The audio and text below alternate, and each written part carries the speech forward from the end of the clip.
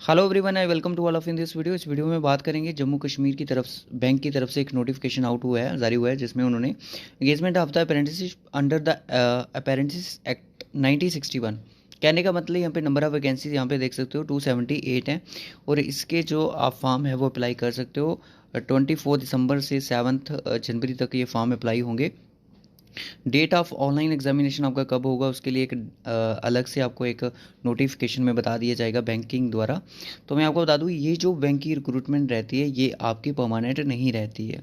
ये आपकी है कंट्रेक्चुअल बेस पे। कंट्रेक्चुअल बेस पे यानी कि यहाँ पे 1 ईयर का आपका एक कह सकते हो कि ट्रेनिंग का पीरियड रहता है इसमें बैंकिंग का।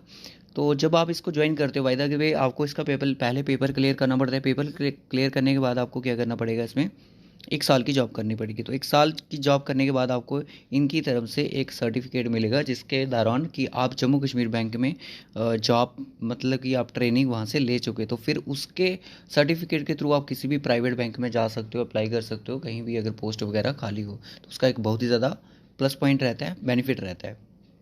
जैसे जम्मू कश्मीर बैंक करवाता है, जैसे स्टेट बैंक भी करवाता है। एक चीज़ यहाँ पे बता दूँ, तो टोटल वैकेंसीज़ की अगर हम बात करें तो 278 वैकेंसीज़ हैं। यहाँ पे अपनी अपनी डिफरेंट डिस्ट्रिक्ट की आप वैकेंसीज़ यहाँ पे देख सकते हो। डिस्ट्रिक्ट की वैकेंसीज़ आप यहाँ पे देख सकते हो अपनी अपनी डिस्ट्रिक्ट की। श्रीनगर में 39 वैकेंसीज़ हैं। तो डिफरेंट डिफरेंट कैटेगरीज में भी देख सकते हो।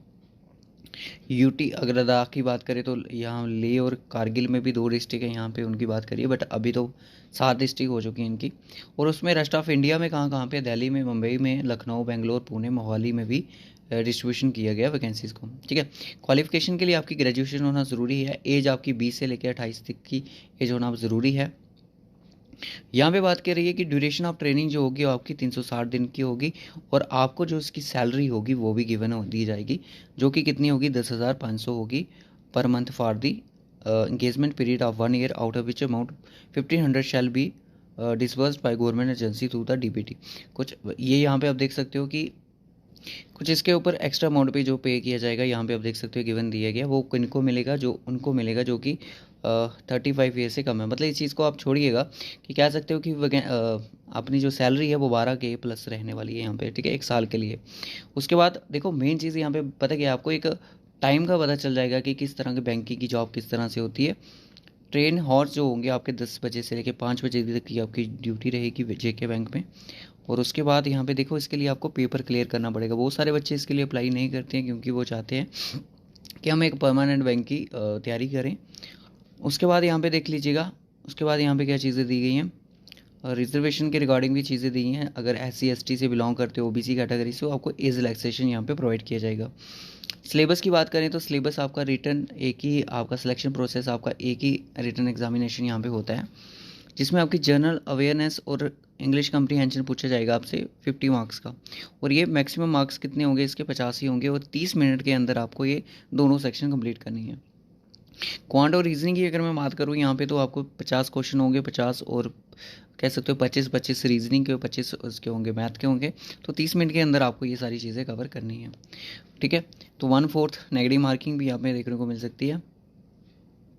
अभी की अगर रिक्रूटमेंट की अगर बात की जाए तो अभी ये जो परमानेंट जो रिक्रूटमेंट है बैंकिंग एसोसिएट की, या फिर हम कह सकते हैं बैंकिंग, उसके बाद हाँ, यहाँ पे भी एक चीज़ यहाँ पे देख सकते हो, अगर आप ये चीज़ कर लेते हो तो आपको एक रिलैक्सेशन मिलता है रिक्रूटमेंट में, इन केस अगर बैंकिंग एसोसिएट की रिक्रूटमेंट होती है। ये भी एक आपके लिए प्लस पॉइंट यहाँ पे बन रहा है। तो इसके भी कुछ परसेंट आपको मार्क्स यहाँ पे मिल सकते हैं।